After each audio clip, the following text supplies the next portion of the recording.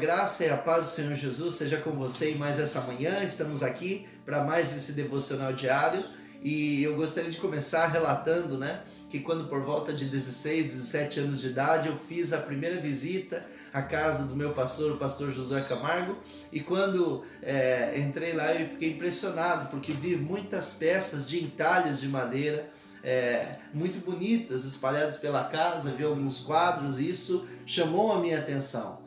E quando perguntei a ele onde ele havia comprado essas peças, ele disse: não, eu mesmo as entalhei, porque antes dele se tornar pastor, com mais tempo livre, ele poderia trabalhar na carpintaria. E eu gostaria de usar esse exemplo para falar para você sobre o tema dessa manhã. Eu gostaria de falar com você sobre o carpinteiro de Nazaré.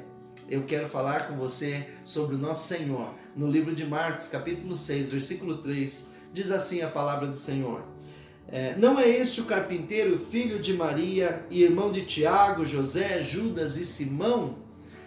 A pergunta aqui é interessante, Algumas pessoas da região de Jesus acabam perguntando: não é esse o carpinteiro que nasceu aqui próximo a nós? Eu acredito que o Filho de Deus ele não poderia ter escolhido uma profissão melhor do que a carpintaria para exercer antes de desenvolver o seu ministério. A carpintaria é algo impressionante.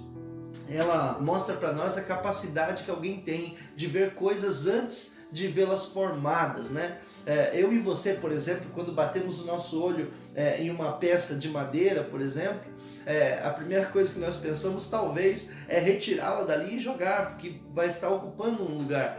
Mas para um carpinteiro, uma peça de madeira, ele olha já com um viés diferente. O olhar dele o que eu posso fazer com isso? O que isso pode se tornar? O que aquela peça bruta pode se tornar? Eu quero que você entenda que quando Jesus olhou para mim e para você, apesar de sermos peças brutas, Deus olhou já com o olhar de um carpinteiro. O próprio Filho de Deus tem um olhar de carpinteiro para nós. Ele olha para nós já vendo aquilo no qual nós vamos nos tornar. Não olhando aquela peça bruta, os defeitos, os problemas que ela tem. Ele não está olhando para isso. Eu quero que você saiba que Jesus, quando olha para você, ele não olha apenas vendo aqueles defeitos que ele vê quando vê uma peça bruta. Ele olha para você olhando as qualidades e aquilo que ele pode te transformar.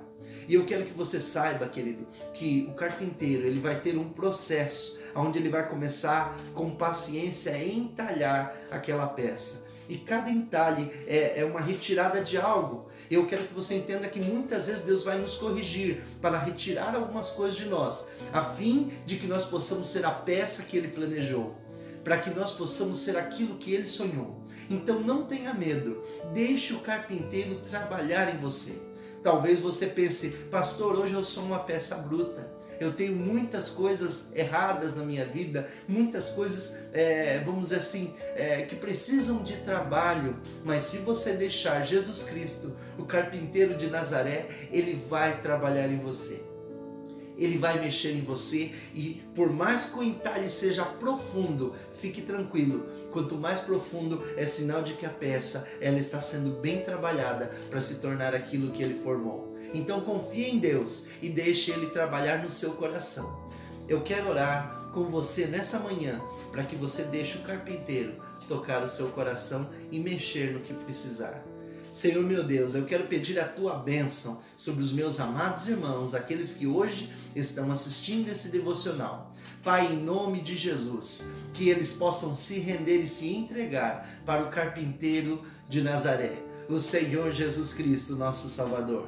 Ele tem poder de pegar peças brutas e transformá-las em grandes obras de arte, porque para o Senhor não há impossível. Meu Deus, deixe que cada pessoa, Senhor, que o Senhor ajude cada pessoa a deixar ser trabalhada pelo Senhor, para poder se tornar aquilo que no seu coração e na sua mente o Senhor já sonhou para elas. Eu quero pedir a Tua bênção em nome de Jesus. Amém.